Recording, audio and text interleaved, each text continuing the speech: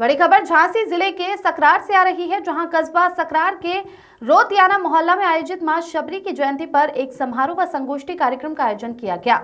आयोजित कार्यक्रम में मुख्य अतिथि के रूप में पूर्व कैबिनेट मंत्री उत्तर प्रदेश सरकार स्वामी प्रसाद मौर्य व पूर्व राज्य मंत्री उत्तर प्रदेश सरकार पूर्व विधायक भगवती सागर आदिवासियों के बीच पहुंचे, जहां पहुंचकर उन्होंने मां शबरी के चित्र पर माल्यार्पण कर उन्हें नमन किया। कार्यक्रम में उपस्थित जन समूह को संबोधित करते हुए भगवती सागर ने मऊ रानीपुर में किए गए कार्यों के बारे में बताया। वहीं उन्होंने जनता के हक अधिकार की बात कही। वहीं कार्यक्रम में विशिष्ट अतिथि के रूप में मौजूद पूर्व मंत्री स्वामी प्रसाद मौर्य ने सभी आदिवासी भाइयों से एकजुट होकर गरीब आदिवासी दलित के हक की लड़ाई लड़ने की बात कही। वहीं उन्होंने कहा कि बाबा साहेब अम्बेडकर द्वारा जो हमें संविधान दिया गया है, उसे हम सबको मिलकर बचाना है। अपने भाषण के दौरान उन्होंने भाजपा सरकार पर भी जमकर निशाना साधा। इस मौके पर काफी संख्या में आदिवासी समुदाय व अन्य ग्रामीण जन उपस्थित रहे। सर, आप अभी बुंदेलखंड की धरती पे आए हुए हैं, जिला झांसी में। बुंदेलखंड पहले से भी सूखा से कई समस्याओं से त्रस्त रहा है, तो क्या संदेश देना चाहते हैं आम जनता को? पहली बात तो आज सकरार गांव में शबरी माता जी के जन्मदिन के अवसर पर लोगों ने एक भव्य आयोजन का बंद कर दो थोड़ा माइक का कार्यक्रम ठाना है, जिसमें मुझे भी आने का अवसर मिला।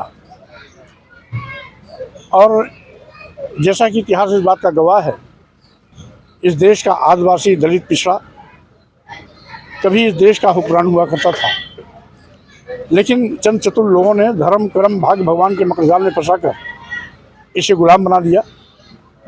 बाबा साहब डॉक्टर अम्बेडकर और मानव काशीराम जी ने इसे हुक्मरान बनाने की दिशा में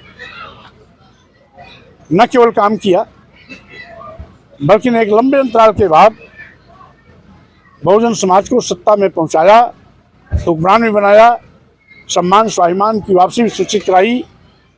और हजारों साल से जिसे धन धरती शिक्षा सम्मान से वंचित किया गया, उसने देखा कि सत्ता में आने के बाद न केवल सम्मान स्वाभिमान का परचम लहराया, बल्कि मनचाहा दलित बस्तियों में विकास हुआ, गरीबों को उत्थान हुआ, सरकारी सेवाओं में जाने का अवसर मिला और साथ ही साथ विकास समाज के अंतिम पायदान तक पहुंचाने का प्रयास किया गया। हम चाहते हैं भारतीय जनता पार्टी से आप अपनी भारतीय जनता पार्टी में आए हैं, बुंदेलखंड को लेकर क्या विजन है आपका? देखिए, भारतीय जनता पार्टी इस देश की दुश्मन है, क्योंकि देश के लोगों के वोट पर बैठकर ये केवल अदानी और अंबानी की तिजोरी भर रही है।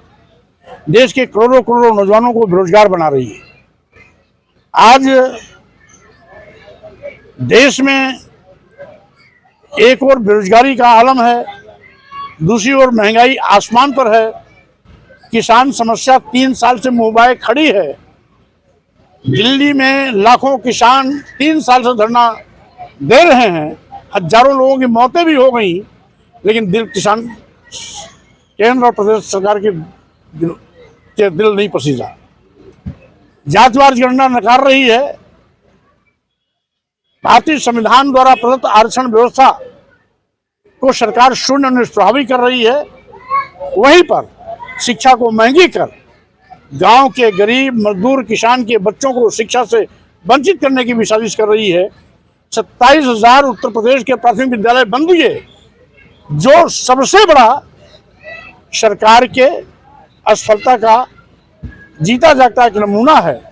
वहीं पर पहले अस्पतालों में गरीबों के लिए निःशुल्क दवाएं मिलती थी, आज वो भी नदारद है। तो कुल मिलाकर के ये देश की जनता के खून पसीने की कमाई को केवल अपने कुछ चंद चहेते उद्योगपतियों की तिजोरी भरने में लगी है। और आपको ध्यान होगा, 45,000 करोड़ रुपया का कर्जा अपने कुछ चंद पूंजीपतियों के माफ करने में सरकार ने जो दिलेरी दिखाई है, हम समझते हैं इसे साफ जाहिर होता है कि ये किसानों की भी दुश्मन है, मजदूरों की भी दुश्मन है। आम जनता अगर आने वाले चुनाव में आपको चुनती है, अपना जनता पार्टी को, तो ऐसा क्या परिवर्तन होगा जो पहले नहीं हुआ आपके द्वारा? कुल मिलाकर के गरीबों के बलबूते और बनी सरकार गरीबों के लिए काम करेगी, समाज के अंतिम पायदान तक विकास जाएगा, हर चेहरे पर मुस्कान होगी। साथ ही शायद बाबा साहब डॉक्टर अम्बेडकर ने भारतीय संविधान के माध्यम से जो आरक्षण की व्यवस्था दी है, बड़े पैमाने पर सरकारी नौकरियों के माध्यम से आरक्षण का लाभ दे करके हर नौजवान को सरकारी नौकरी देने की प्रयास किया जाएगा। और इसके साथ ही